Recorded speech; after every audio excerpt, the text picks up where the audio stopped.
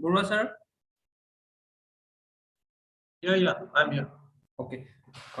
Sir, it's already 2:05, so we'll start, sir. Yes. Okay. So I welcome all the participants to this last session of our FDP, and today's session will be taken by Professor Jody Burwa. And now I request Jody Burwa sir to proceed. Okay, thank you very much. And very good afternoon to everyone. And I hope that you have enjoyed thoroughly the lectures delivered by Dr. Mehta. He's a wonderful teacher. And probably most of the things are already covered, as I can see the videos of the recorded class. Almost everything is covered so far we are concerned in terms of the common statistical analysis. So I guess it started with the hypothesis and then testing of hypothesis, including the ANOVA, t-test, chi-square, regression, a bit of correlation. All these things are covered. So what I will try to do, I will not repeat whatever has been discussed. Rather, I will try to add value to whatever has been said. In statistical analysis, there are two kinds of things that we do. One is the descriptive part, all right? And this descriptive part, we try to describe what is there in the sample and what is there we have studied. And another part is the analytical part, analysis, which tries to not only discuss what we have, but also try to go to the estimation part, the population part, prediction part, that based on the sample results, what can be expected in the population. So there are two things, which are important. One, that how well you can describe the things that you have studied. Secondly, how well you can infer certain things for the population based on what you have studied. I think Dr. Mehta has adequately dealt with the analytical part, that based on your results, what can be understood about the population. That is, including the kind of inferences that we can draw. So all these things are already done. So therefore, I'm not going to discuss that part. Rather, I will try to, discuss which is more basic in some sense, and that is the descriptive part. And in descriptive part, we have basically the tools of two things. One, the tables, and the other thing is the graphs, different kinds of graphs that we can do. And that is how, either in a table form or in a visual form, we try to describe what are the things that we have. And if you recall my first class, when I was discussing the SPSS environment in general, that what are the things that we can do, I have shown a little bit of cross tabulation, and also pointed out the different difficulties of using the cross tabulation. All right, that it cannot split the columns, it only can split the rows, which we call layers, which is horizontal, not vertical. So layers in any case is horizontal concept, that one layer, and this is the one layer, then this is the second layer. So therefore, it is always horizontal. It can split the rows, but not the columns. And that is the best, one of the limitations of cross tabulation, even though it is quite useful for, say, a two variable kind of thing. But in tables, we may like to accommodate more than one variable, not limiting to two, but we can add on, add value, variables like 3 variables, 4 variables. And in fact, the more disaggregated analysis you do, more insights you can get. So therefore, the one common part, that all those inferences, regressions, and all these things may not be required for all the disciplines. Because when we deal with a multidisciplinary group, we should be also conscious about the fact that certain disciplines rely on certain kinds of analysis. For instance, suppose economics will be more interested in regression kind of thing, causal analysis, and then say psychologists may be using those things. Even education, for instance, they will be using those things. Commerce, for instance, they will be doing. But say political science, even though they will be inclined to use more and more of analytical statistics, but most of the times we would like to have good tables which will give you, which will give us the insights required for understanding what we have. So therefore, my idea today, and then with this we will end, that probably you have got a good deal of analytical skills and tools and understanding. So we will try to supplement today by providing you with some bit of understanding regarding how well you can actually use tables and with SPSS tools that will give you a lot of insights to write theses, to write papers, or any kind of academic writing for that matter. So that's the agenda today. So I will be dealing with two things, and then if we have some time, another two things we will try to do. The first thing that we will try to show you the flexibility of SPSS table option. That is one. Not the frequency or cross tabulation, but SPSS table. So custom table, whatever options there are there in custom table option, we will try to discuss as far as possible.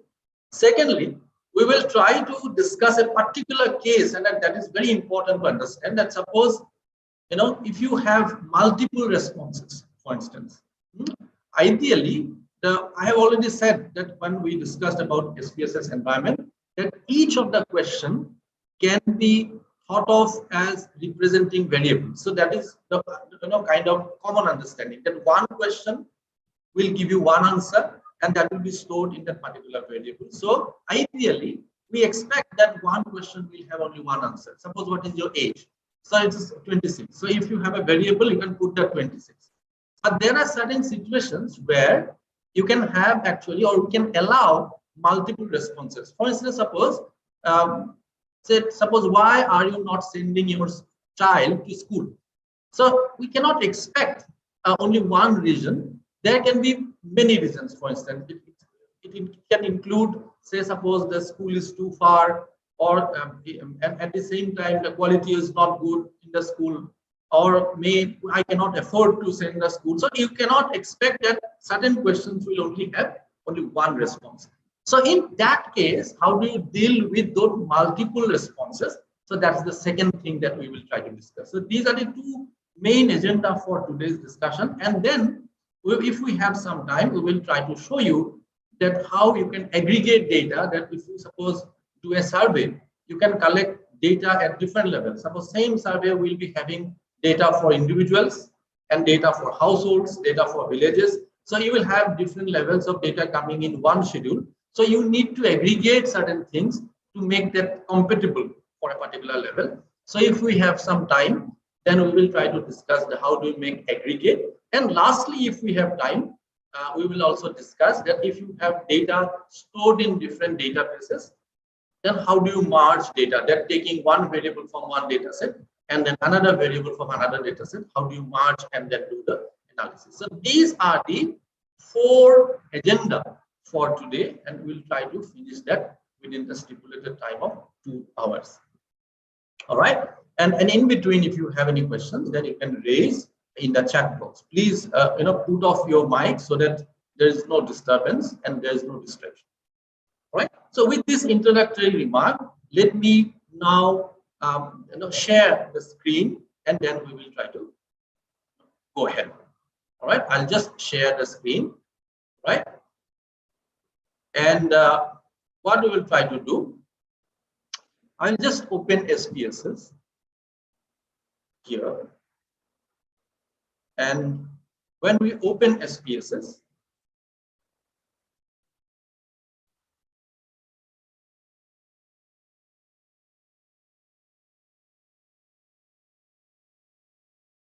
So I will try to open some sample file. I have already said that you need to have some sample file.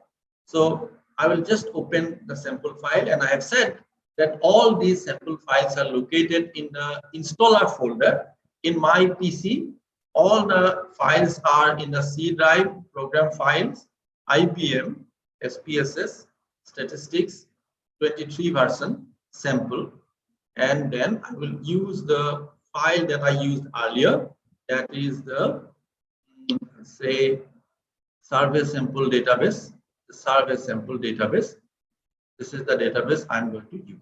All right, and then I will open it. So you get the data like this, and we have already told that how this data is there. All right, and then we will try to understand that you need to have some value. Some value means that what you want to understand. And one variable, if you recall the first session of this FDP, we concentrated on, they say, happiness, general happiness, and also happiness of marriage. So suppose these are the how many couples have happy marriage and how many people are happy. So these are the two interesting variables, and we want to suppose see or understand how happiness is determined, how it varies across different categories, and so on and so forth. So ideally, let us assume that we want to understand happiness thing that is there, and this is the key variable for the survey or for the study for the purpose, and then we will try to build up arguments that how do we go about. So when we try to understand any data or any analysis, you need to have some certain anchors for the analysis, that these are the main themes of my analysis, and then I will try to build up argument around those anchor points. Here we have assumed that okay, we want to understand that how people are, whether people are happy or not, and if happy, then who are these people who are happy and who are these people who are not happy, and this is how happiness is there in society, and so on and so forth. So this is the key variable for us. Let us assume for now, and then we will try to see how we can analyze these things. All right, and then if you recall the first session also, then we tried to tabulate that. And then that can be done in since it is a single variable, only one variable. So we used earlier frequency, and then we decided to take this happiness, general happiness, to the frequency, and then we found that this was the idea. All right, this was the idea, that this is the 31% are very happy. Right, 31% are very happy, and pretty happy. Pretty happy means these are happy, so to say, 55%, and not too happy are 12%. And this is how it is there. And there are certain 26 cases which are missing cases. Missing cases means, and they have not given any response. And the responses are defined in two categories, like DK. DK means don't know, and not applicable. Not applicable means, suppose for certain reasons people are not, it is thought that this is not applicable. So these are missing cases, and these are the 26 missing cases, and these missing cases are already categorized. If you look at the data, and then you will try to see that these values are already in here, and these missing cases, missing values are, if you look at the missing cases, then it is already defined. That 0, 8, 9, these are the values which are already defined. That these are the missing cases, and how these are coded? These are coded as NAP, DK, and NA. So these are the missing cases already defined. So therefore, our the values which are for concern of us, they are added 1, 2, and 3. All right. So this is what. Now we will try to use the custom table, and then try to make different kinds of table, and then see how it goes. All right. So this is the thing that we will try to do. Now, first of all, we will try to go to analyze, and then we will try to go to custom table. And then we will try to first take the first option. So within custom table, this is the custom table. All right. So if we click here, then you will get the layout window like this, and it will give you the columns and rows. This is the layout of your file, or table. There are certain variables in the column, certain variables in the row. It is up to you to decide how these rows and columns will be there. Now, for us, the variable is actually the happiness. So therefore, happiness we will charge for this happiness, general happiness, and this happiness you can drag that, click and then drag to this window. You can place it in the column or you can place it in the row. So ideally, we will try to have, if it is a single variable, we will try to put it in the rows so that the categories come here, and by default count, that is the frequency, are shown for this is a ordinal data or categorical data. When this is a categorical data, if you have the pie diagram or if you have bar, it is ordinal data. So these are ordinally decided, and then you get count for this say the circles are there, then it is categorical, and then if bars are there, it is actually ordinal. So for both, the by default it will be shown as count, which is frequency. You can change that. I will show you how to do that. So this is what is the idea. All right. So let me use this very basic layout that we have one variable like general happiness, and this will be in the rows, frequencies will be tabulated, and the categories will be here over rows, and then without doing anything, I will just put OK.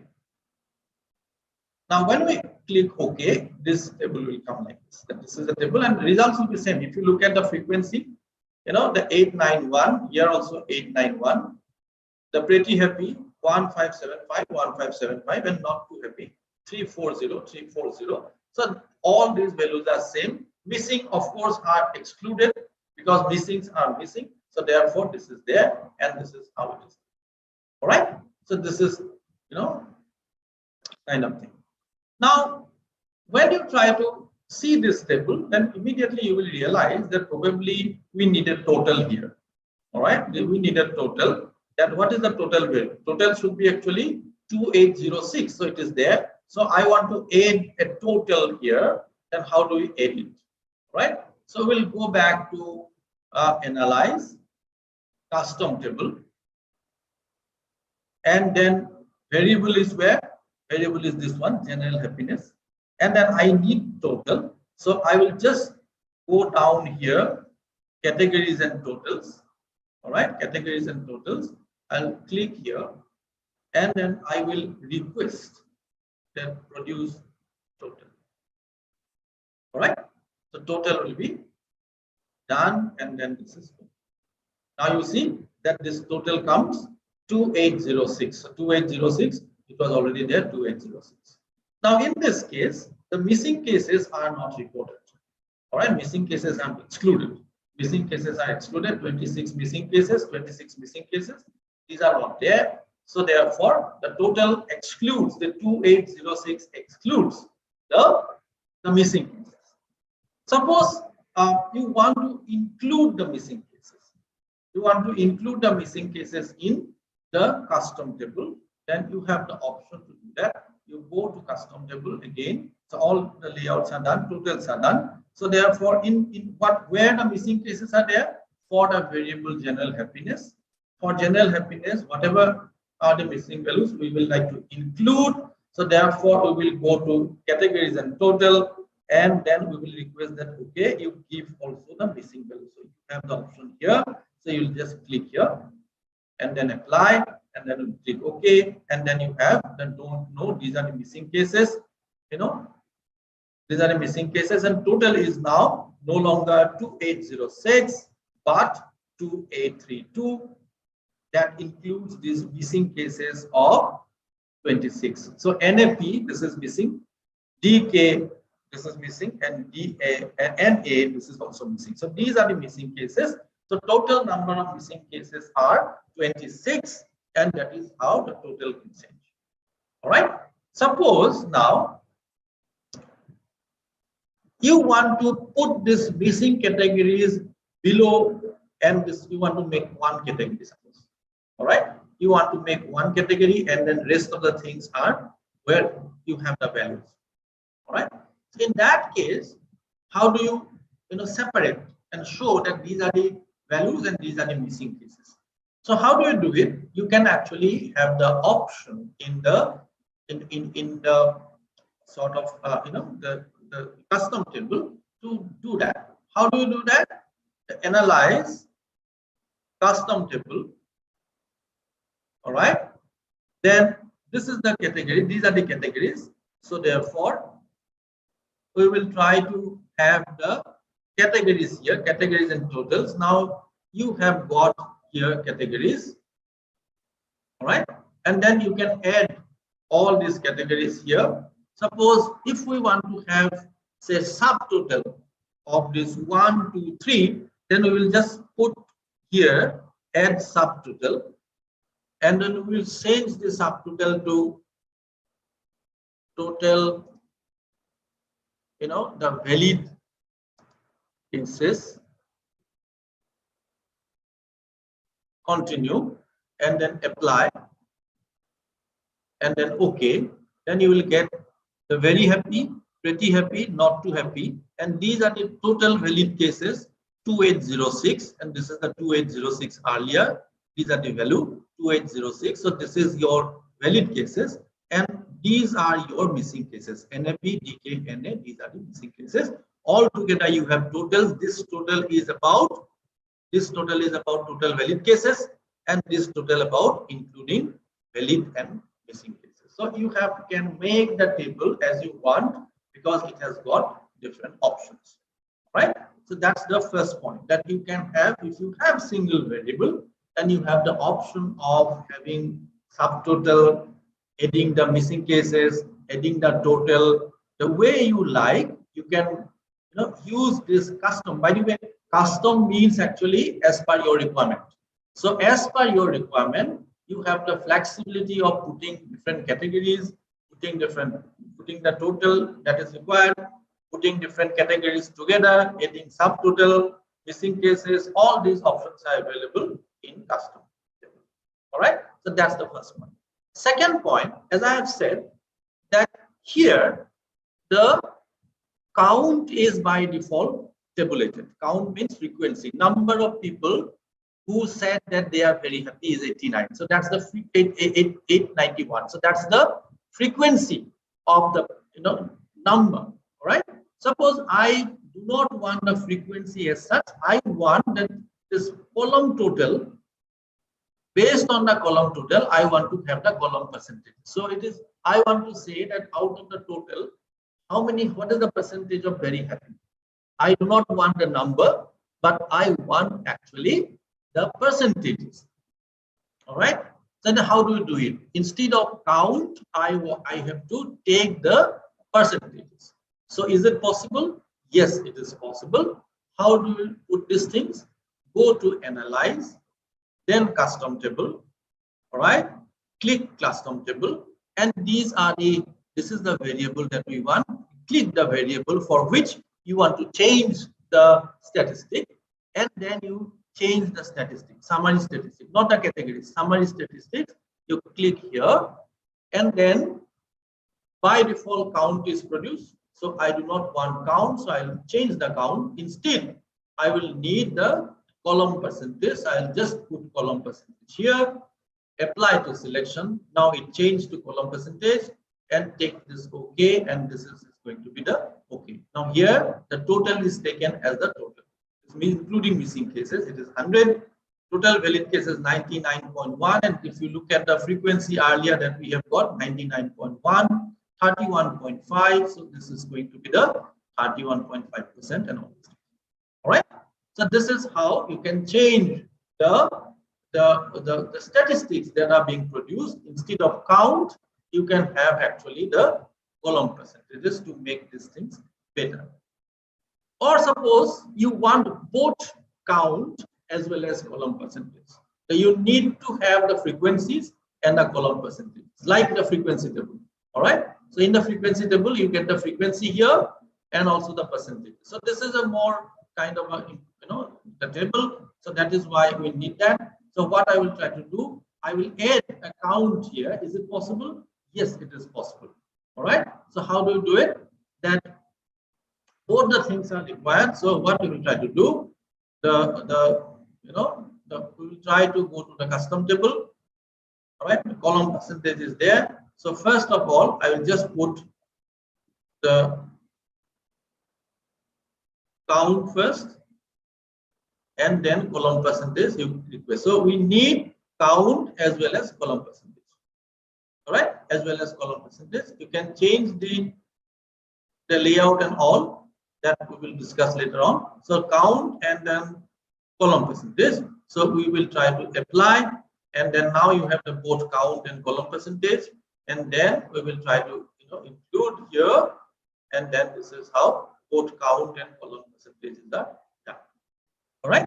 So this is a single variable kind of situation. If you have single variable, then this is how we go, and this is how it is done. All right. So that's the first point that we need to discuss. We needed to discuss, and then we have done that. All right. The next thing is that suppose for the time being, let us remove the missing cases. Let us remove the missing cases. We only consider the valid cases. Now, these valid cases, the valid percentage will change. For instance, suppose this will be 30 instead of 31.5, it is going to be 31.8, and then total cases will be 100 here, and accordingly 55.6 will become 56.1, and so on and so forth. So I will just change for the time being that we do not want the missing cases of the table. So we will just click here, go to total, remove missing cases, apply, and then click OK. Now you will see that this is what is the case. So we remove the total. If it is included missing cases, totals will change to that. And if you exclude missing cases, it becomes the valid percentage. All right. So that's how it goes. So suppose this is the table, and then I will try to find out, okay, that who are these people?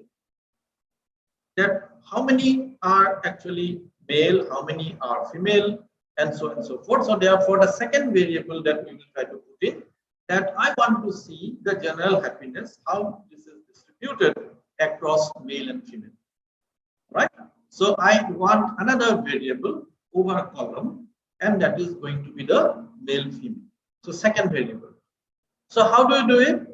We'll try to get the variable in the custom table, and then for the time being, I remove this column variable percentage also, because it will not make sense. As you will see, we will have different understanding of that.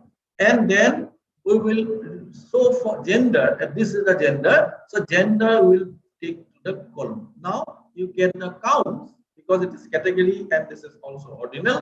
So therefore, this counts or frequencies will be there, but you get a second variable like male and female, and then we will have a table like this. Now you have got these things.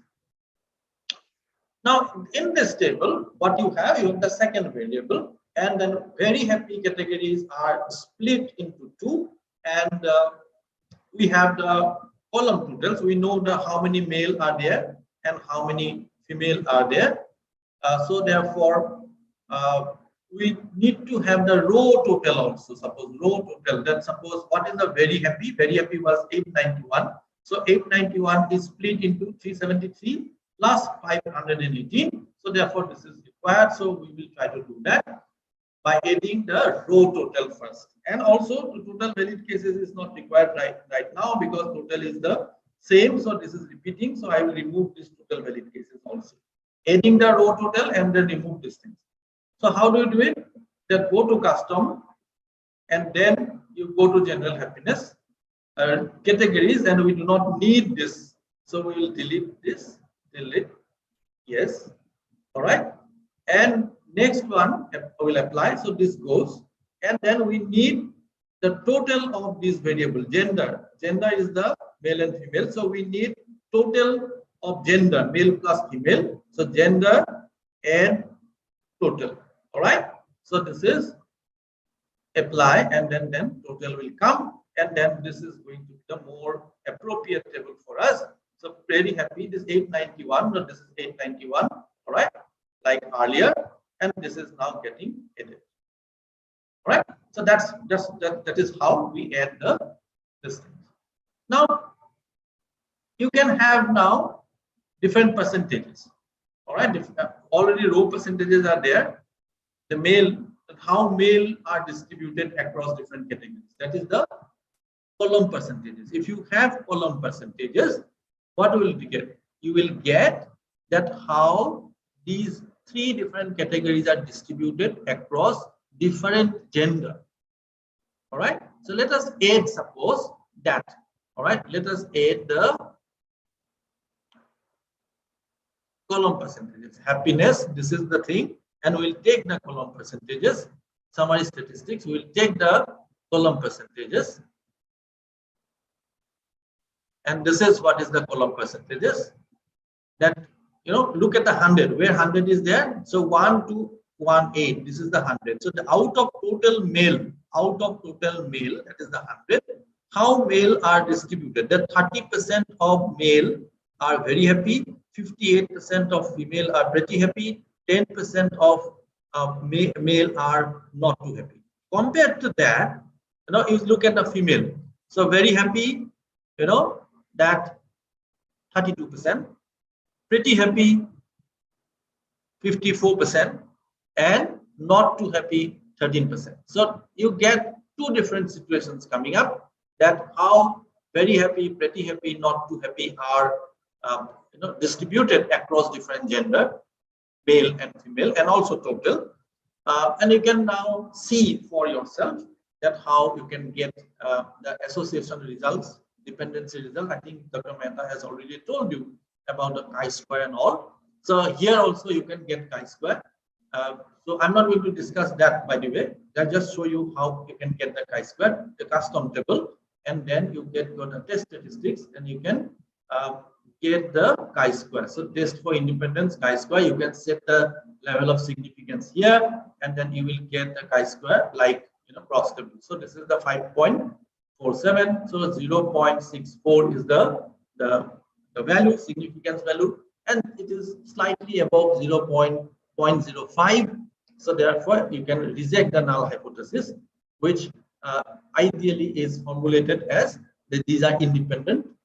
All right, the very general happiness and gender has no relation, so that was the null. And then if we have the significance, then we reject, but here it is not significant, so we'll retain the null hypothesis saying that the general happiness and gender are not actually dependent. So there is no systemic bias regarding the way people perceive their life so far the gender is concerned. So there is no difference, so to say, that male and female perceive their life. The same sort of distribution is there. Same percentage or proportion of people feel that they are happy, very happy.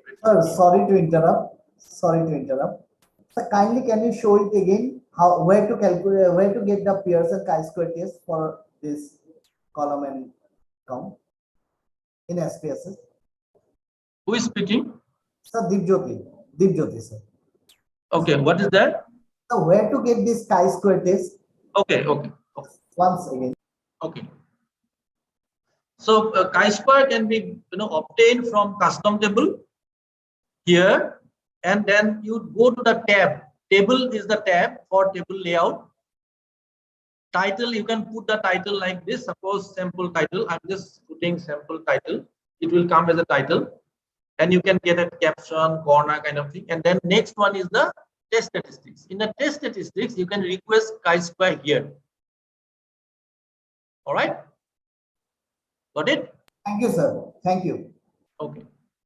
So, and then you can, you know, see the value for this is the chi-square 0.64. As I have said, that the chi-square has a null saying that these are independent, categories are independent, and we reject the null hypothesis when it is significant, and we have found that this is not significant, slightly above 0.05. So therefore, we cannot have enough evidence. We do not have enough evidence to reject the null, and therefore null is retained.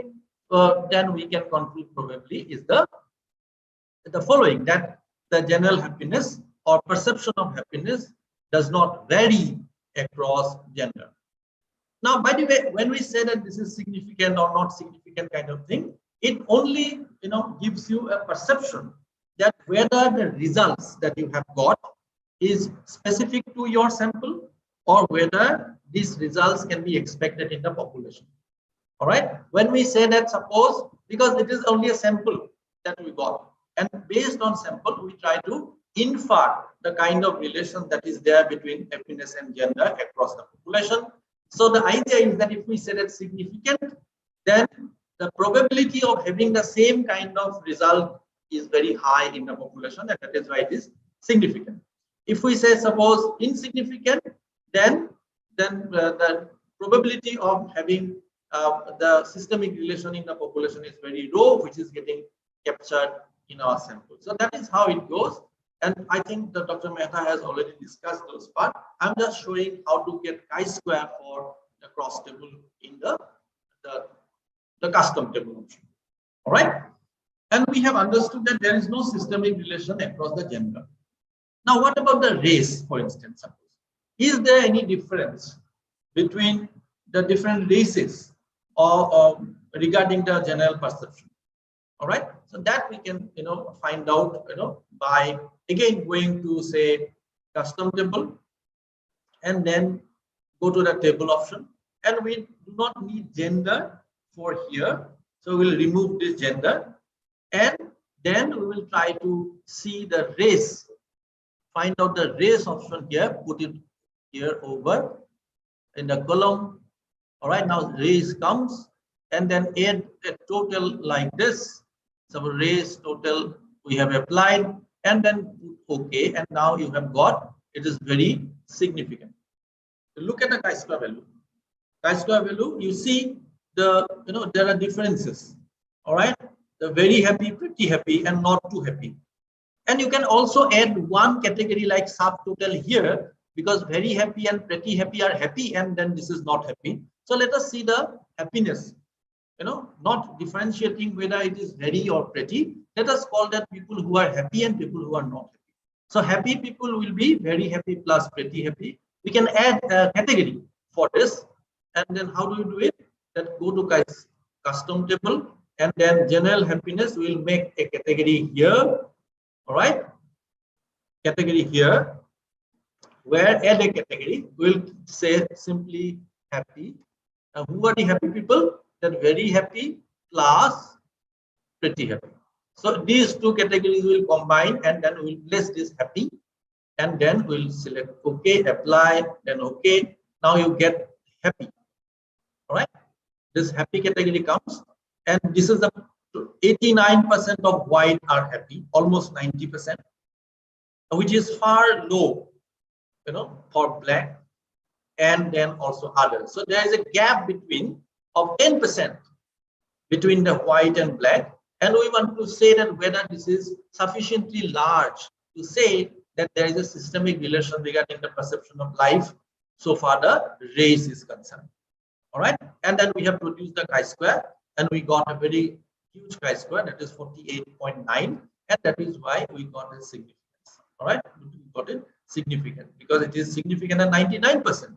So therefore this bias about 10% is going to stay in the population also, and therefore we say that there is a systemic relation. Otherwise, if it is not systemic relation only because of probability, it will eliminate. It will be eliminated when the sample size increases and it becomes population. All right, because it is systemic, it is going to stay in the population. So we say that this is a systemic relation, and we will reject the null that race and happiness are independent. No, it is alternative will be taken that this is actually dependent, and therefore there is a great deal of difference regarding the perception of life across the race, where we have found that whites are more happy compared to black and others. So that's the understanding that we can probably get from the custom table.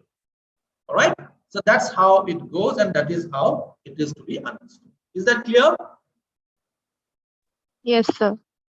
Okay, so you can use the custom table for two variables, and then you can look at the relations and then differences between the different categories, and also try to see the chi-square for systemic relations across the categories. So this is the first part of our custom. Second part, suppose if you want to add a variable like this, if you want to add one more variable, then where do you put it? Right? Where do you put it?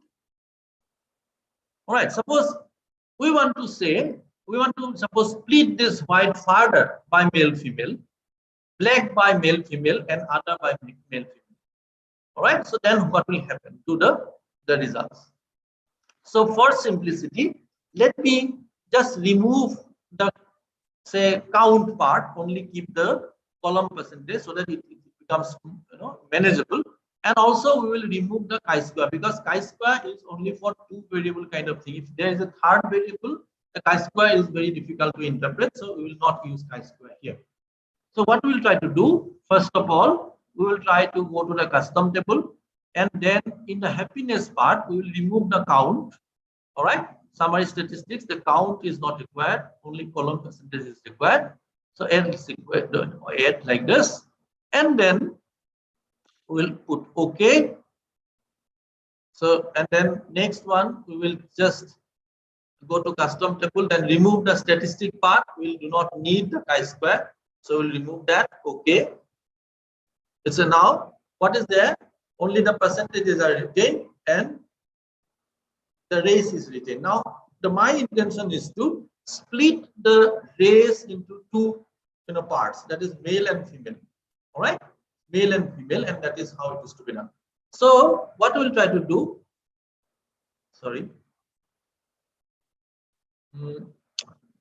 analyze the custom table. All right, custom table, and then in the table part, so you need to add gender, and gender will be here. All right, here means the below the race. When we when we place any variable below a particular variable, then immediately it will split the columns. You see that white is split into male female, black is split into male female, and the other is also split into male female, and total is also split into male female. So therefore you can add the third variable by just simply dragging and placing below the first one, and then you just see what happens to the table. You just click OK here, and this is the table that you get. All right, this is the table that you get. So you get the white male female, the black male female, the other male female, and total male female. This is there, and this is how it can be split. All right. So if you put gender above race, all right, the race is below gender, then what will happen? We'll just see how it goes. Suppose this gender is not below the race but above the race. Suppose we'll drag it like this. Now gender will be above, below that race will be there. So gender is male will be split into white, black, and other and total categories. So therefore, where you place that makes the layout that if you want to split by race, then your race will be down. If you want to split by gender, gender will be below. So therefore, where you put it, that will make the layout like that, and that is how it goes. All right. Now gender male female is the primary, and then within that the race is there. So black white here and black white other here. So it will split like. So therefore, it has got a lot of flexibility in terms of the table layout. You can put more variables, see the relations and how you can do that. And also it is possible to side by side. And there are two.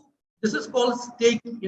This is called hierarchical arrangement. Hierarchical means one below the another, and another is called staking. Staking means the one next to another. Suppose if you want to have a table like this, that the not here, gender is here, and then race should be here, side by side. Now there is no splitting, male female separate, white black separate. There is no hierarchy, but it is side by side. So gender and race is here, and you can have a table like this, which is the gender-wise distribution at the same time race-wise distribution putting together. So therefore, and then you can have total here, total here. Just go to custom table, and then you just click gender. I need total, request total here. So total will come here, gender total, and then next we need the race total. Click the race variable, go to total, request total, apply, okay, and I will get the total here.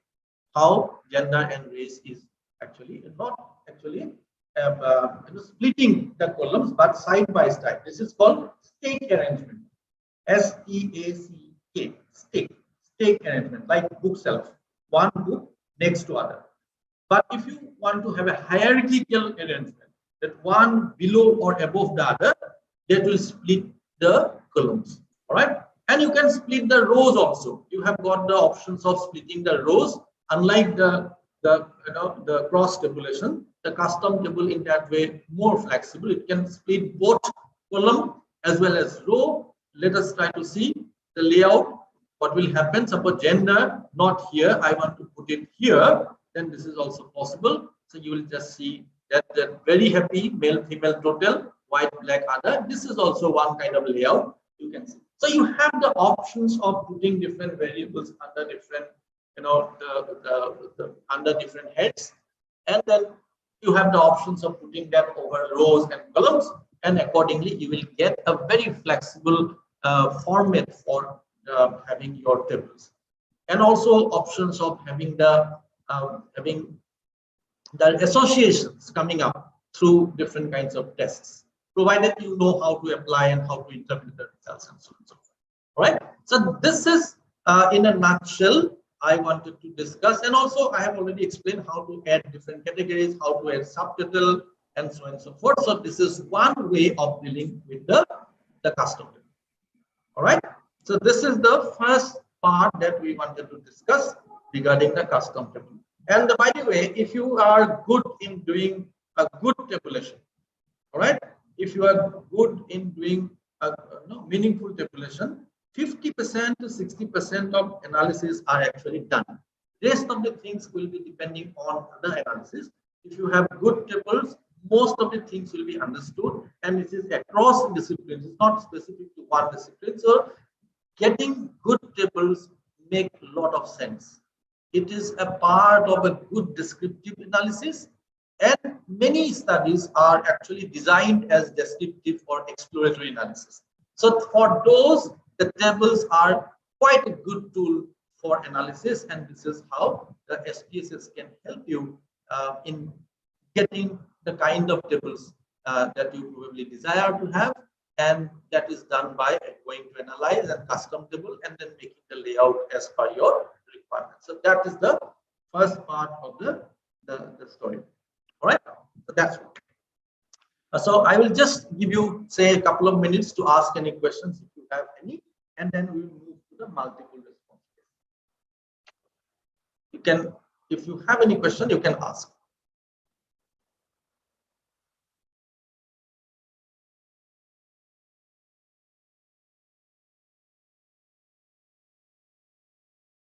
Anything?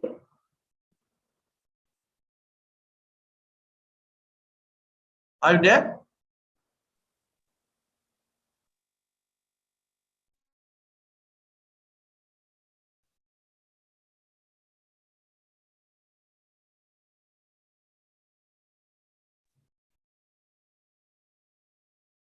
If you have any question, please ask. If you have no question, then please type in. Yeah, then we will move to the next one. The custom table part is done. So next we will discuss about the multiple responses. Clear, sir. Sir, I think you can proceed. Okay, great. Now, what we'll try to do, we will try to see that how to deal with the multiple responses. All right, suppose let me, now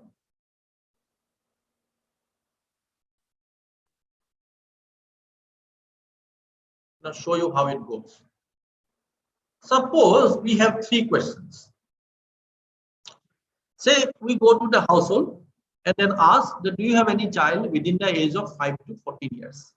The answer will be yes, no. If you have yes, then next question will be do you send your children to school? Again, yes, no. And then suppose somebody says there's no, then we will try to ask the question that if no, then why do you not send your children to school? All right, and then tick wherever is applicable, multiple also possible, and we have given the 5 options that the school is too far, I cannot afford cost for education, the quality of teaching is very poor, need a supporting income to run the family, and that is why he is helping or she is helping, and there is no use of education. All right, that can be also a response. But these are the 5 responses, and then anybody can tick here, and then we have also allowed multiple responses. The people can say that okay, that too far, and also I cannot afford. Somebody may give, suppose say all the options. Somebody can say none of this. All right, so that is there. So therefore there are multiple options possible. Now, how to accommodate that? First of all, you need to understand that how that kind of data are stored in SPSS. There is a particular way of storing the data. Unless we store that properly, we cannot have actually the answers. All right. So the basic point of this multiple response is that, all right, that when we try to do the SPSS thing here, that we expect that one variable will have only one response. All right. Now, if the variable has more than one response, then you need to actually accommodate that in a different way. The very simple idea is to consider each of the option as one variable. Right? This is one variable, this is one variable, this is one variable, this is one variable, and this is one variable. Therefore, instead of having only one variable for question number 3, we will have the 5 variables to accommodate the question number 3. All right, how do we do it? We will try to use a new file, for sample file, for instance, data, and then variable view. So variable view, question number 3, option 1, and this is distance. All right. Then next one is the question number 3, option 2, and this is actually the answer is not cost. All right. Then the third one is quality. All right. The question number 3, then quality. All right. Next one, 4, the support income. So therefore we'll put that question number 3. All right. Option 4, support. And question number 3, option 5, there no utility. So there is no use of education. So these are the options. All right. And we'll remove the decimal for our purpose so that it becomes easy. There is no decimal. So these are the variables. All right. And how do you record it? Tick mark. Tick mark means he says yes. And if there is no tick mark, it is actually he has not opted for that response. So therefore, we can put that variable with code like say 1 is yes and 2 is suppose no. All right. And then we can have these things copied over all these things, everything will be like this. So this question of multiple response, how would we accommodate? We treat the options as variable, not the questions as variable like other cases. Get my point? So this is what is the kind of thing. Now, if we try to use that, say here like this, and then we go to the data view, and probably we can have some data, sample data. Suppose somebody says that this is yes, and this is yes, and this is no, and no. Suppose this is 1, 2, 2, 1, 2. All right. So this is 2, 2, 1, 2, 2, and then all of this, and then suppose 2, 1, 1, 1, 1, 4 reasons, and then suppose 1, 2, 2, 1, 1, and then say I'll put 10 hypothetical cases to show you how it can be done, and then 2, and then say so 2, 1, 2, 2, 1, and 1, 2, 1, 2, 2, and then last one is say 2, 1, 2, 1, 1. So these are our cases. So let me save these things as sample file, multiple response sample file in the desktop. Multiple response sample. All right. Now you have got the 5 variables. The 1 is means 1. I mean, yes, that he has opted, that he says that this is actually one of the reasons. And then if it is 2, then we say that this is not the reason opted by the respondent. All right. So this is how it is organized. Now you can have, simply you can run frequency, for instance, and all the variables are okay. Let me also put this as a nominal, because this is one, it's yes, no. And then we have that, and then we will try to run frequencies like this, and then you can have this table, but you get 5 tables. All right, you get 5 tables.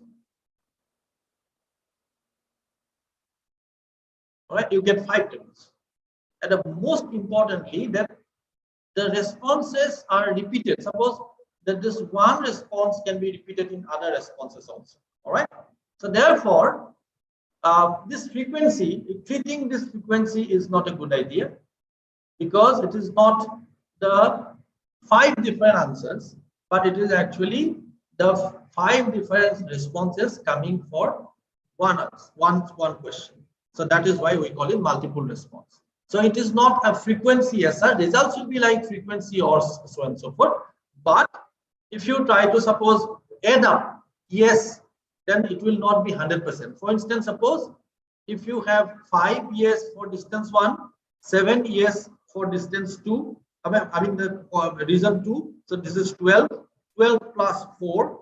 So this is 16, and then plus 6, then 20, then plus 5. So 25. But your case is actually 10. All right. So 10, but if you try to see the yeses, it is not going to be the 10, but it is more than 10. All right. I will show you how to interpret that. The first point you need to understand, the frequency is not going to work here, because the frequency will treat variable as questions, but here these are responses of the same question. So question is same. So you have to treat that as a multiple response. Now, how do you do it? We will try to have the analyze, then you go to the multiple response. All right, we'll go to the multiple response, and then we will try to define the variable set. That what are the variables which define the multiple responses? Define the variable set. What are the things that these are actually single, the question. So this is question 3. So question 3 option, these are 5 options. So we'll select all these options and put that one set. This is the set. And how do you record it? That if this is dichotomous, because it is yes, no, dichotomous variable, and then counted variable is 1, because when it is 1, this is opted. If it is not 1, like 2, then it is not opted. So therefore, it is yes only when it is counted as 1. So we'll say that this is dichotomous variable, and actually this is counted as 1. And we'll say that this is actually the reason for say school not going to school, region school, and then we define that this is a question regarding this region school and add as a multiple response. That these are the options. These are the options for region. So we have defined dollar variable is a multiple response variable. All right. Now, then we will put it close. So we have defined the variable. All right. What is the variable for which we have multiple responses? Then we will go to analyze. Then multiple response again. Then you have got frequency. You know, if you do not have that multiple responses, then these are not activated because we have not defined a set. Once we define the variable set, these will be activated. We will go to frequency. Then frequency for multiple response. This is the multi-region. This is there. So if you want to have this frequency, now it will be a frequency for multiple responses. Okay. Now this is the frequency for multiple responses. What is the responses? That you get 27, responses altogether. Distance is 5. Out of 27, this is 5. So 18%. Out of response, out of 27 responses, that 5%, 18% says distance, cost is this one, quality is this one, support is this one, and use is this one. All right. What is most important? The percent of cases, that how many the households or respondents have said that this is actually a problem. So not the percent per se is important for us, but percent of cases where there is a multiple response. We will see that which one is most important. That we'll see that 70% of people are saying yes to cost. All right, 70% of people are saying yes to cost. So therefore, the cost is very important here, followed by say 60% say support. All right, and this is meaningful because if you are poor, you cannot have afford to have the cost, and then therefore you need to have extra money to support the family. So therefore, poverty or economic reason is the most important reason for not sending the children to school. So therefore, you define the multiple response, get a tabulation like this, and this is how it is done. So this is percent more than this percentage, response percentage. What we try to do, we will try to see the percent of cases reporting that particular option. And then you get 270, the percent, because case is 10, the response is coming as 27. So it is more than actually 100%. So if we have 270%, it simply means that the people are not sending children to school, not because of one reason, but because of multiple reasons. And on the average, there are minimum 2 reasons. All right, if it is 2 reasons, then it is 200%, or 3 reasons, it is close to 300, 270. So 2 to 3 reasons are there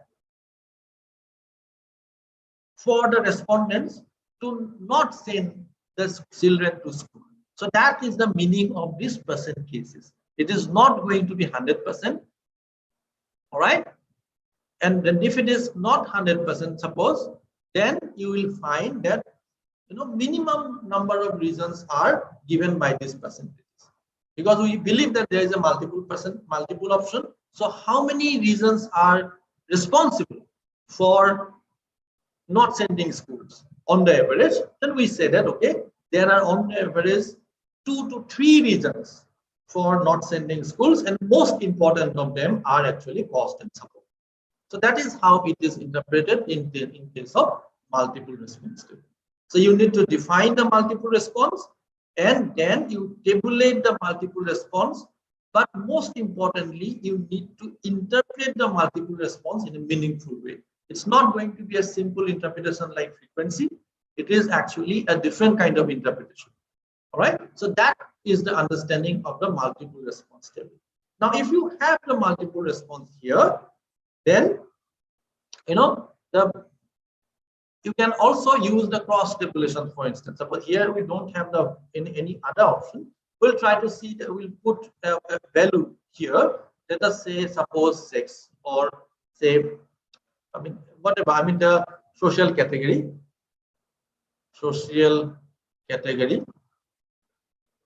all right.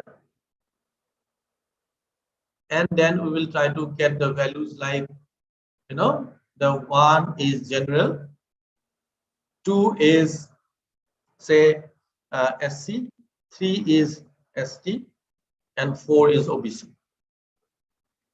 Okay, so this is there, and then we get some random data here, say 1, 1, 2, 2, 3, 4, 4, 3, 2, 1, and then you get the variable here, which will be used for say cross tabulation. Now you get this thing, social category. Let me change the social category to nominal also. Right, this is very important because otherwise the tables are going to be difficult. So multiple response, cross tabulation. So you get multiple response in the rows, regions, multiple response, and then social category in the columns. And then social categories, you need to define the social categories, define the ranges from 1 to 4 categories. All right. So 1 to 4, 1, 2, 3, 4. So these are the categories, and then put OK, and then you see that your distance, you know, multiple responses getting tabulated by the social categories. Get my point? And then you can get the other interpretations and all. So therefore, the point that I was trying to make, that a couple of things are very important to understand the multiple responses. The first, the difference between the multiple response and the single response is that in case of single response, we treat questions as variables and assuming that there will be only one response. In case of multiple responses, instead of questions, we will take the options as variable and then design the database accordingly. Next, we will define the multiple response set. Third, we will try to tabulate the multiple response state, variable, as a frequency or cross tabulation. But interpretation, you have to be careful. It is not a simple interpretation. We will try to see the percentages as an average number of options responded by respondents, and within that we will try to get the percentage as what are the common responses coming for those average multiple responses. So that is how it is interpreted, and that is how multiple response tables are formulated. Now, the point that is important to understand is that to avoid these all difficulties of multiple responses, there are many people actually use some simplified questions like that. If you assume that there can be more than one region, in order to avoid multiple option, you can have a question like, which of the region do you consider as most important? Now, most important region makes you believe that there will be only one answer, and that is how you avoid the the complexities of multiple responses. All right, so most important, that means you have to have only one. All right, that is why you avoid. So but this is one of the ways by which you can deal, but the most important may not be very useful because it will hide the fact that there can be more than one reason, and that is what is important. All right, that is what is important for say policies, that not the single reason is responsible, but you need to address more than one reason, and that will miss out a lot of things. So therefore, most important can be used, but it is better to use the multiple options, provided you know how to handle the multiple response in terms of interpretation, in terms of tabulation, and so on. All right, now last part of this multiple response is the graphing of the multiple responses. That how do you visualize the multiple responses? All right, now if we try to do that, then we will try to go to the sample data, and then we will try to see, say, a graph, and I'll try to make the chart. All right, but here you will not get the multiple response variable, because whatever we have defined it is no longer here, so it is not possible to get the responses. If you want to graph the multiple responses, then you have to go to data, all right, data, and then you go to you have to define the multiple response here so that that appears in the graph. Data, define multiple response here. Like other case, we'll just put this 5 here, define multiple responses, dichotomous variable, counted variable 1, and then set name is suppose reason. All right, and then we'll add here. So you have multiple responses. Okay, so we have defined data that what are the multiple responses available for the data set.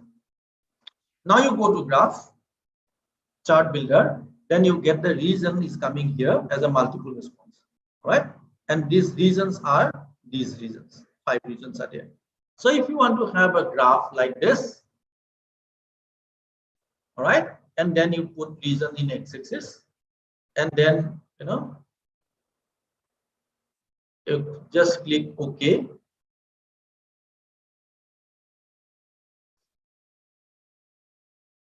Okay, then you will get a graph like this. The distance, this is the count. The cost, this is the count. Quality, this is the count. All right. The support, this is the count. Use, this is the count. So you get the say the graph, possible graphing or visualization of the multiple responses. For that, you have to go to data and define data. What are the multiple responses you have in the data set, and accordingly the graph will be produced. Get my point? So if you have multiple responses, you can graph that. If you suppose want to change the count, you can go to the percentages. All right, and that is also possible. Suppose if you not the graph, but say you want to, okay, you can do it here also. Double click.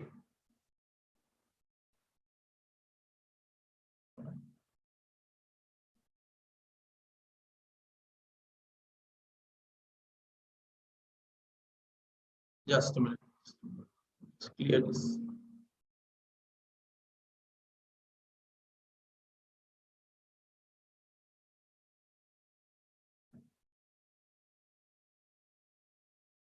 Double click, and then we will try to have the options.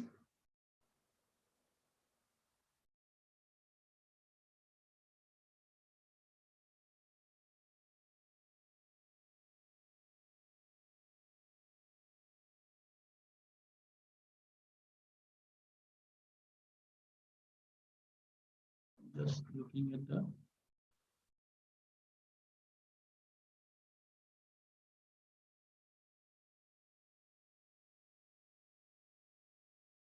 percentages.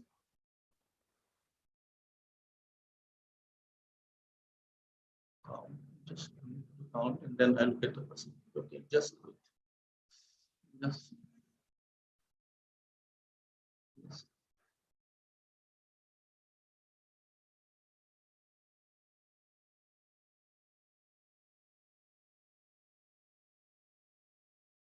element properties, count, percentage, right? And then we will just click OK. Sorry.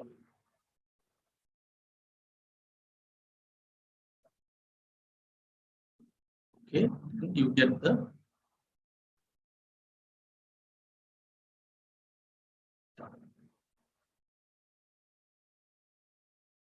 count, statistics, percentage, apply, and then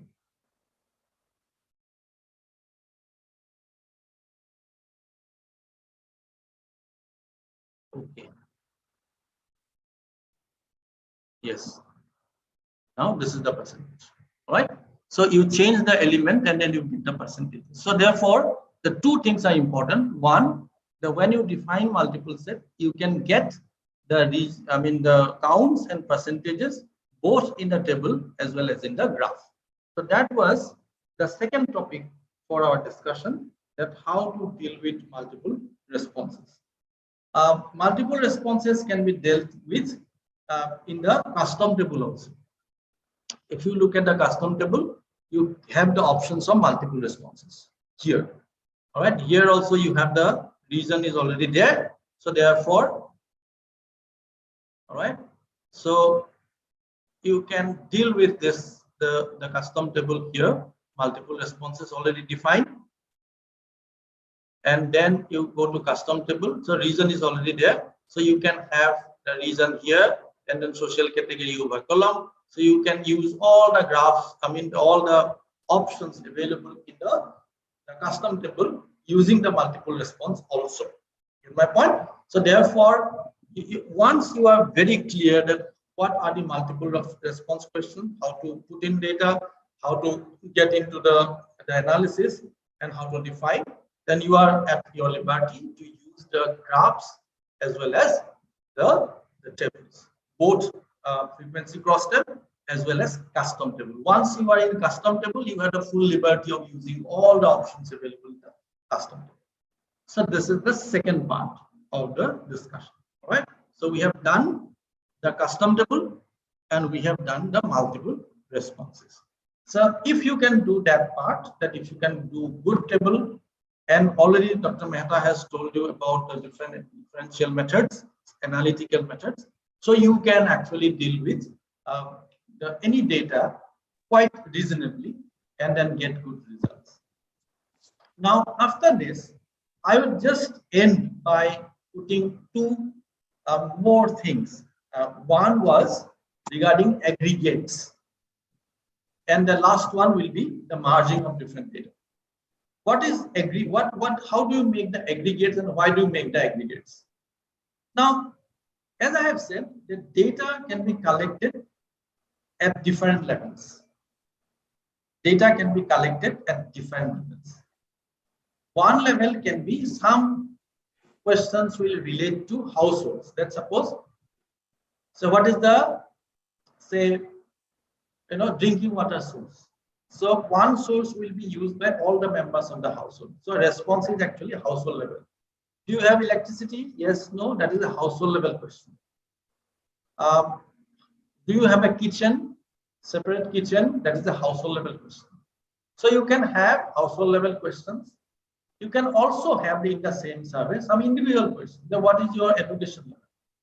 What is your income? And income will vary from person to person. All right. There will be some people who have income. There will be some people who have not income coming from the same household. So therefore, if you consider that within the household, we have individuals, then let us assume and let us try to find out, or let us try to use create a data like new data, and then we have the household serial number. Household serial number, and then household member ID, and then income, member income. These are the variables, 3 variables. All right, these are the variables. I have created that household serial number, household member ID, living in that particular household, and that particular member's income. So these are the 3 things that we have. Now, if we go to the data view and try to see how it will be stored, suppose you go to household number 1, and member 1 has income, say 10,000, and member 2 has income 5,000. And member 3 has income, say 4,000. Now all these members are from the household 1. So go to household 1. There are 3 members. from the same household and they have the income. Go to household number 2. Only one member has income, 3,000. Go to household number 3. 2 members have income, 1, 2. All right, and this is 4,500 and say 6,000. All right, and this is coming from the 3. Go to household number 4. 2 members have income. What are the incomes? Say 12,000 and then suppose 3,000. All right, same household. And suppose the 5th household, you get again 3 members income. What are the income? 6,000 and 4,000 and 3,500. You get the idea. And this is what kind of data? This is actually the data which is the individual data, because it is individual member income. So therefore it is individual data. And let me save this data as a sample file in desktop, which is say individual member income. All right. And let us also try to get some data which is household level data. Say, how many households are there? 1, 2, 3, 4, 5. 5 households are there. So therefore, this is a new set of data. Let me call it, suppose, household serial number. What was the household serial number? HSSL number. All right. Household serial number. And then you get, suppose, social category.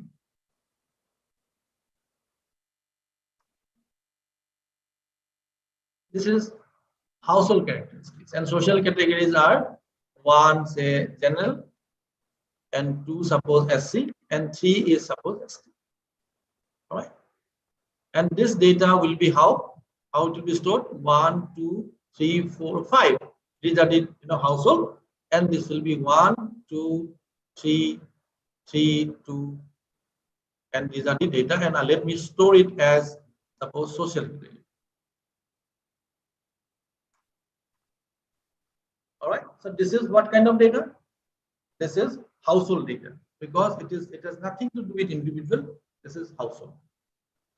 Now suppose we want to get, we'll just close it here, and we will just put the individual member income. All right. This is individual data. Now from here, we want to have the household income. What is household income? The income coming from the members. The total income coming from the members. So therefore, what is the household income of 1? This is income of first member plus income of second member plus income of third member coming from the same household. What is the household income of household 2? Only 1 member, so this is the household income. What is the household income of household number 3? Income of the first member and income of the second member, and these members are coming from the same household. Like you will get the household income of 4 and household income of 5.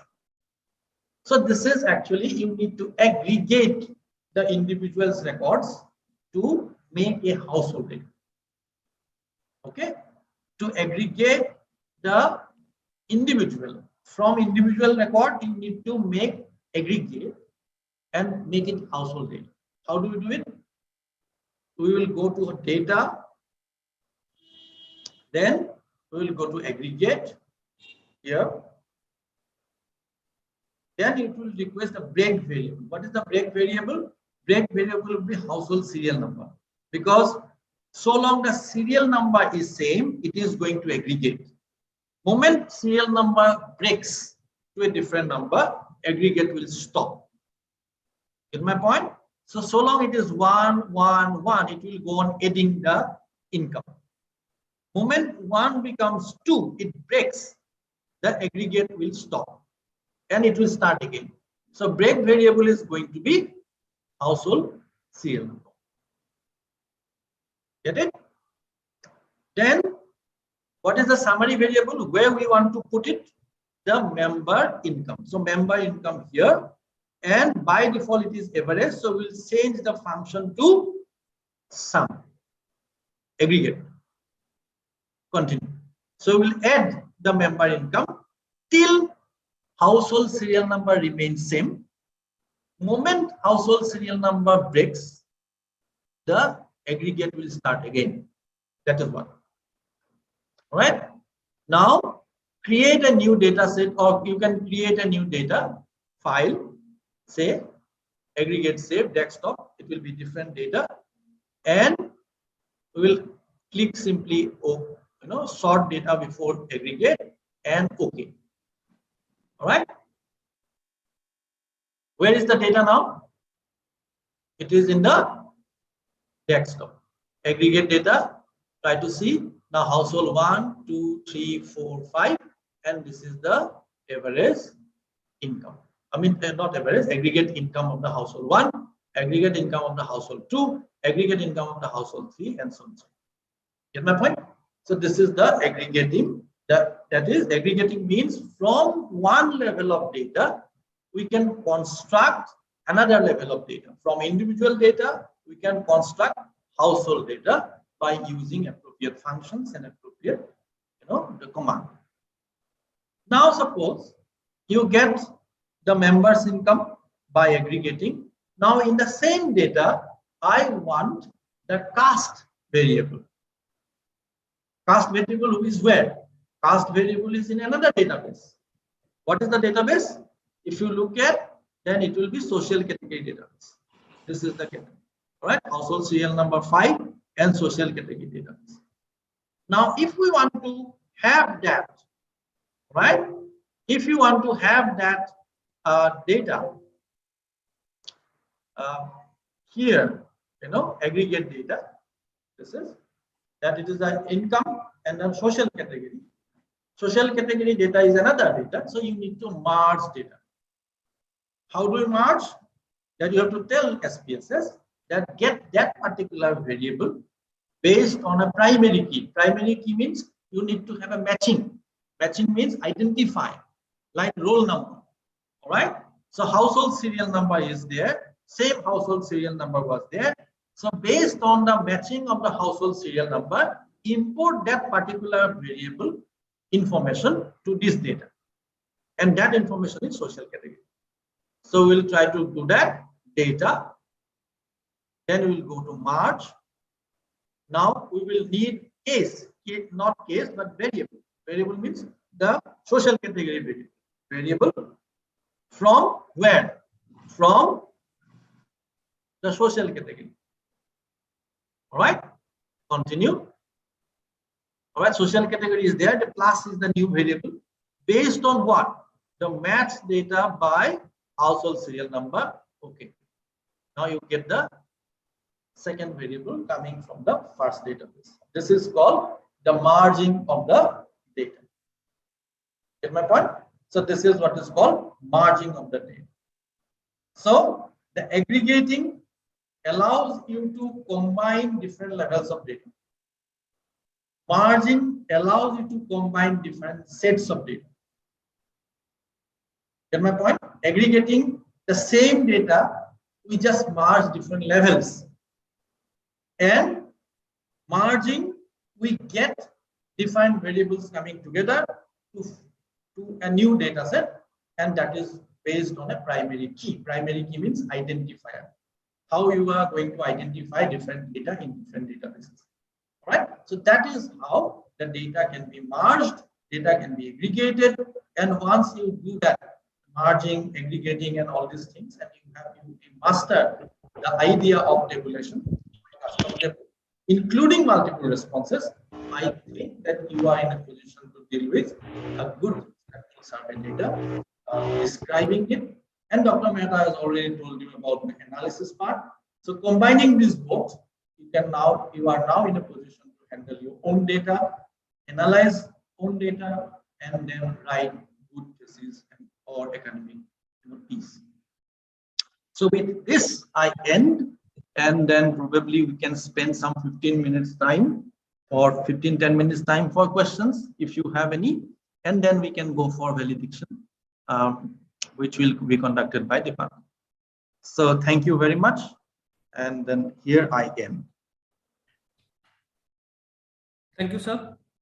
So participants, if you have any question, not only related to today's session, but on SPSS, or I can go one step ahead on methodology.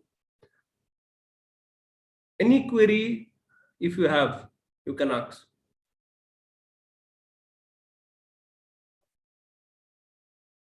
Yes? Okay, there was a question from Bhaskar that in case there is no data or no option, suppose there is only one way that it will be treated as missing. But instead of having the missing, you can put one option within the multiple response that none of the above, or not not these things but other reasons. So that will give you a chance to accommodate the missing cases within the multiple responses. Otherwise, it will treat as a missing cases. Now, missing cases may be because there may be other reasons, but not this one.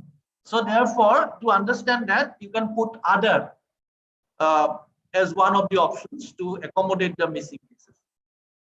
And this is how normally it is done. Sir, none of the above can be treated as one variable? Yes, yes, yes. Okay. Okay, sir. None of the above means that you have another reason.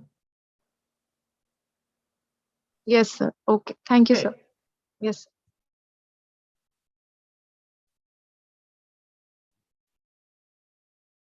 Yes. Any more question? Please.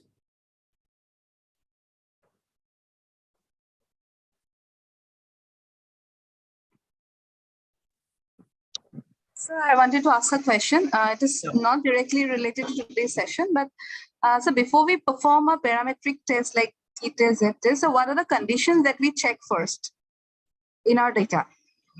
So is it only normality that we check in our data before performing a parametric check? One is I think Dr. Mehta was I think dealing with that two things are important. One is that whether the measurement scale is there or not.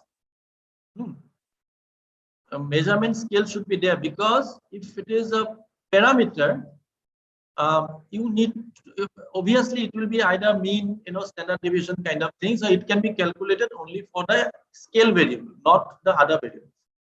So the conformity to the scale should be there. And then second one is the condition of normality. All right, these are the two conditions for parametric statistics, that variable should be conform to scale, and measurement scale, that is the scale variable, and also the next one is the normality. And if we fulfill those two, then the parametric can be applied. Okay, thank you, sir. Sir, what is the difference between dichotomous variable and binary variable?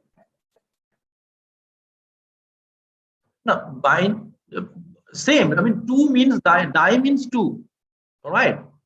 Dichotomous is yes, no. Yes, sir. Binary is actually you have two options. All right. Same. The response number will be same, but dichotomous normally say that it is yes or no. All right. Yes. 1 and 0. That is dichotomous. Binary can be suppose 3, 4, or suppose other responses. The two responses are there. Dichotomous, usually it is taken as 0 and 1. Okay, sir. Thank you. Sir, there is a question in the chat box. What was it? Can we include yes 1, no 2? Yeah, and no it's already there. Already I have said it. Only thing is that whatever you do, that should be very clear to you, that how you have defined the multiple responses, and that is only for the multiple responses.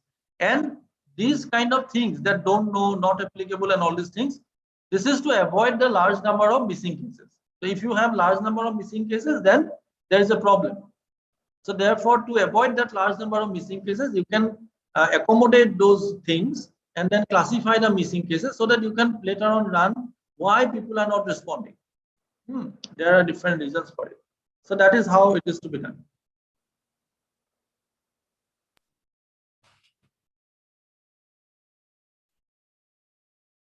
All right. So that's it. I think there are no more questions probably. And most of the things are done by Mehta also. So I just wanted to add value to whatever has been said by Dr. Mehta. That he was talking about analytical part, I was talking about the descriptive part. Together, you will get good results. That you have described well, and you can have analytical things, and then combining, you will get a good sense of the data that you have collected. That's it.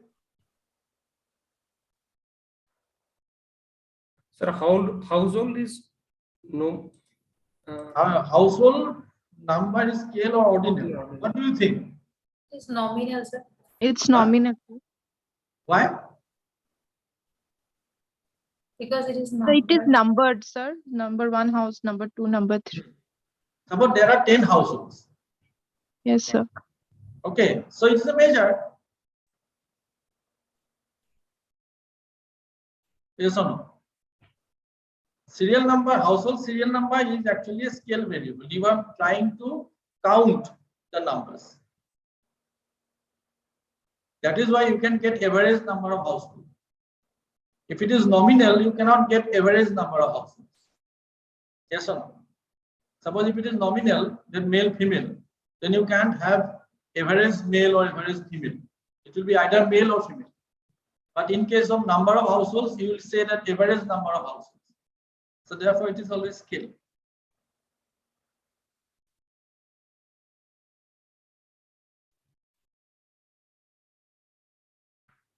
Okay, any more question? Sir, if the questionnaire is set in dichotomous, can we find out the mean, sir? Dichotomous, like? If the questionnaire set in, can we find out the mean, sir? Give an example. Dichotomous can be of different types. Okay, sir.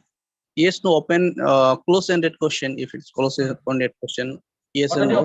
What are the options? Yes and no. Yes and no. Yes. Okay, so suppose yes and no. If you try to suppose yes equal to 1, 2 equal to 2, or no equal to 2. Yes, sir. If you try to get mean, then it will be 1.5. Yes. Okay. So if it is 1.5, then how do you interpret? It is yes or no? So if you cannot interpret, then you cannot get the mean. That's it. Okay, sir. All right. Okay, sir. What is the difference between nominal, ordinal, and scale? The basic difference is that for scale, the value has a meaning. Suppose if it is a scale, then suppose 5.5 has a meaning because it is within 5 and 6 or 5 and something, in between. But if case of nominal, that if there is a value that does not have any meaning, suppose 1 equal to male, 2 equal to female, 1.5 will not have any meaning because it is discrete. There is no continuity in the measurement. Get my point? So therefore, if you do not get meaning for that, then you cannot get the mean as such. And that is why we have meaningful mean in scale, but not meaningful mean in the nominal. Thank you, sir. Sir, I am not getting the average household number, how it is a continuous variable. Sir, what does it mean by average household number? Average household means suppose, say some 5 households have electricity out of 10 households. Okay, so what is the average households having electricity? 50%. So you know the meaning now. Yes, sir.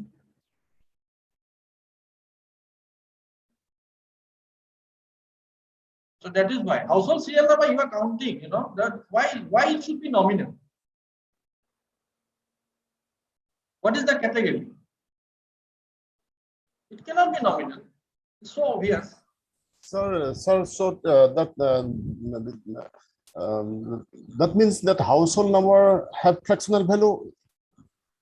Sometimes if it is a scale value, household number, then Yes. sometimes we take fractional value also, 5.5, 6.6, like that. Means If it is a scale value, if I can calculate the scale mean means- of mean of the the household idea number. is this, not this, that is not the only criteria. Suppose why you say that scale? Scale means you are measuring, right? That you know the numbers. Household numbers are increasing. Category means what? These are some nominal categories that these are categorized. If there is, suppose social category wise we got it that this is nominal, that this is SC category, this is ST category, then it is nominal. Otherwise, if you have suppose household number 1, 2, 3, 4, 5, 6 and it is going, then why it should be nominal? That is Why? understood, sir. That is understood. But if it takes the 5.5 value, then how it could be? I've said that this is, if it is 5.5, you cannot have a household representing 5.5. That is understood. In my point, that is not the only criteria. That is not the only criteria of defining scale. Scale has a lot of criteria. In my point, scale has a lot of criteria. Okay, sir. Thank you. And it is a common sense also.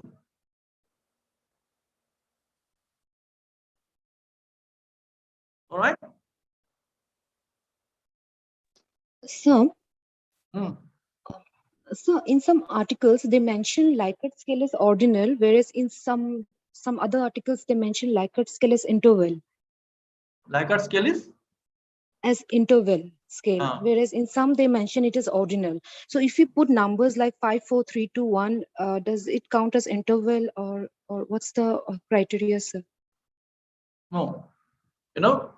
The idea is that when it is ordinal and when it is scale, if you can convince that difference between, say, different points in the Likert item, say suppose agree and not agree, or strongly agree and agree, the difference is equal, then you can actually say that this is actually the scale. But if you cannot properly define and say that the intervals are equal, then it is not possible to interpret Likert as a scale variable. You have to say that this is ordinal. You can only rank, but you do not know really the gap between these items. If between items you can prove that equivalence is there, the difference between agree and not agree and difference between strongly agree and agree are same, then it is scale. But if it is not same and you don't know, then we will argue that this is actually ordinal. What we can know that what is more and what is less, but exactly we do not know the gap between the items. That is how it is interpreted. If somebody is interpreting that Likert as the scale variable, then they will be interpreting and then proving that difference between items are equivalence.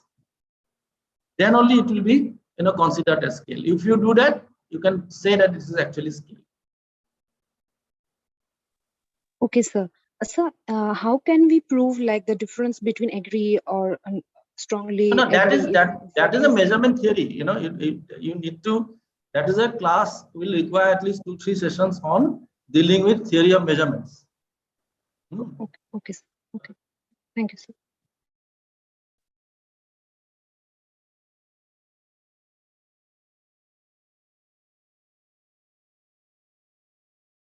Yes.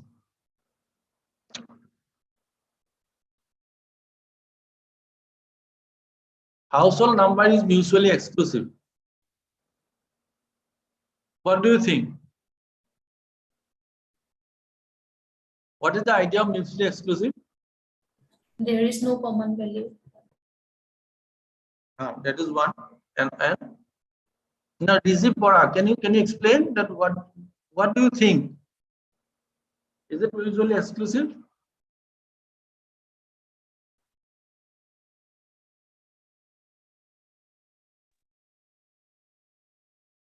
Hello, sir. Yes. Sir, most of the nominal data are visually exclusive, sir. Question is it? Sir, most of the nominal data are mutually exclusive. Is it, sir? So I think, sir, household number will be. Idea, I see. This understanding is very, very important because it is on the understanding.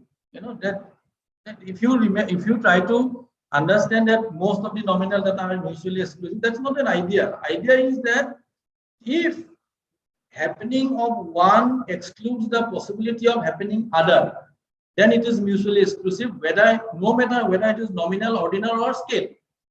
Idea is that two things cannot happen. Happening of one excludes the possibility of happening other. Therefore, you cannot have mutually happening things. Yes. Suppose if you are male, at the same time you can't be female. So happening of male excludes the possibility of happening female. So therefore, male and female are mutually exclusive. Similarly, if you belong to one household, then you can't belong to another household.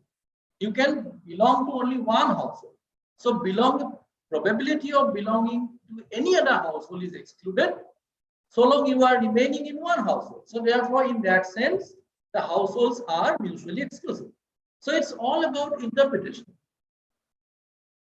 In my point, it is all about interpretation. That whether there is a possibility of simultaneous occurrence. If there is no possibility of simultaneous occurrence, happening of one event excludes the probability of happening all other events, then the events are called mutually exclusive. And you apply this theory, not the other way around, that nominal are mutually exclusive, scales are mutually, scale may be also mutually exclusive. In my point, if you are, suppose income is scale variable, age is scale variable, and I report that my age is 45.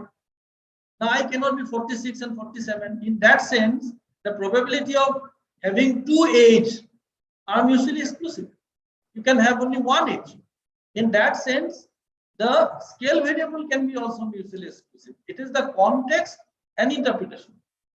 The basic point is that simultaneous occurrence, probability of simultaneous occurrence is excluded. That's it. Now you test it. Yes or no?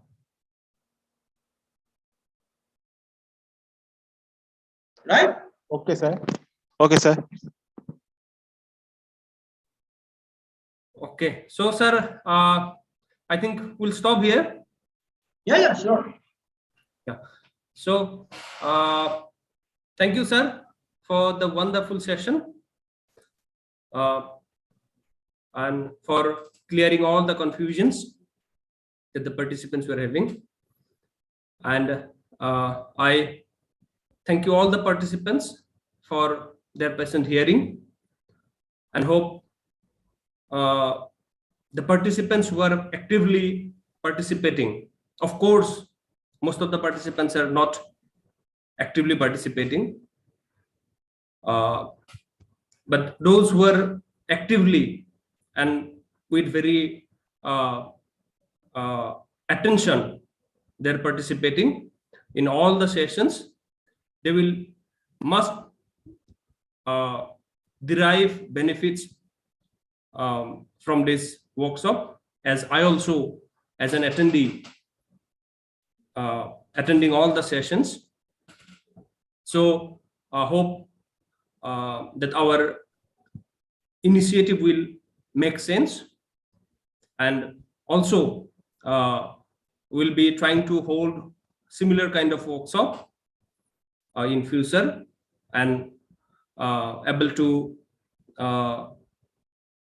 add some more value in your knowledge of research and research methodology. So with this, Okay. Before concluding, anyone want to give any comment?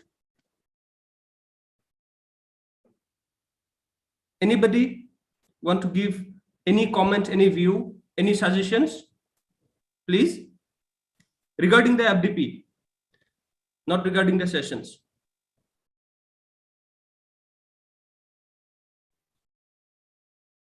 Hello, sir. Yes. Good evening. So myself Anuradha Gogoi. So I have been attending this FDP for the last few days, and I think this FDP is going to benefit all of us in our future research initiatives or research projects that we are gonna work on.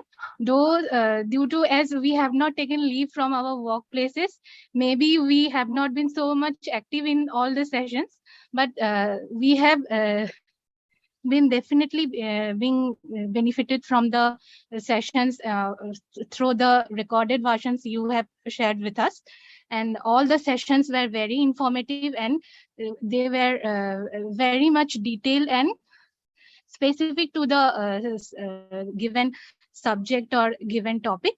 So I hope this is going to benefit all of us highly in our future. So thank you for conducting such a wonderful program, and thank you to all, sir. Thank you, sir. Hello, sir. I am Bosista Gurita from Koliabar College. Yes. So I'd like to thank the entire team for organizing such a nice FDP. Frankly speaking, sir, before this FDP, I didn't have any idea about SPSS. But right now, I am not saying that I have learned so many things. But at least at present, I have some idea about SPSS. I must thank you very much for the organizing such a nice FDP, and I also request you for organizing some other FDP on other topics such like disaster management, environment topics, etc. Sir, this is my personal view only. Thank you, sir. Okay. Anyone?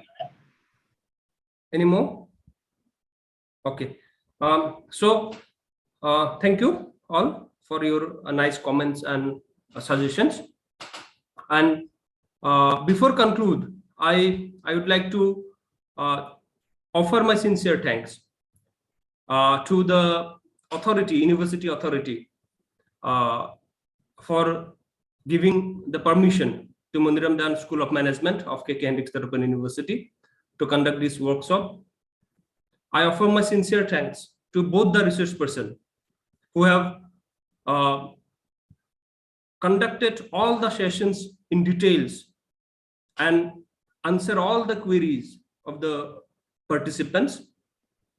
I also offer my sincere thanks to the IT team of our university who is constantly helping us in conducting this FDP, and also all my colleagues in the department and in the university who is supporting us in conducting this FDP. And hope in future also we'll meet again. With this, I conclude and I declared this workshop is over. Thank you, sir, and thank you all. Thank you. Thank you. Thank you very much. Thank you, sir. Sir, how to collect the certificates? I'll issue certificates to all the participants, but it will take some time. There are some technicalities. Let me finish all those. After that, I'll be communicating it through the WhatsApp group. Okay, sir. Thank you, sir. Thank you. Thank you, sir. Thank you. Thank you, sir. Thank you, sir. Thank you, sir.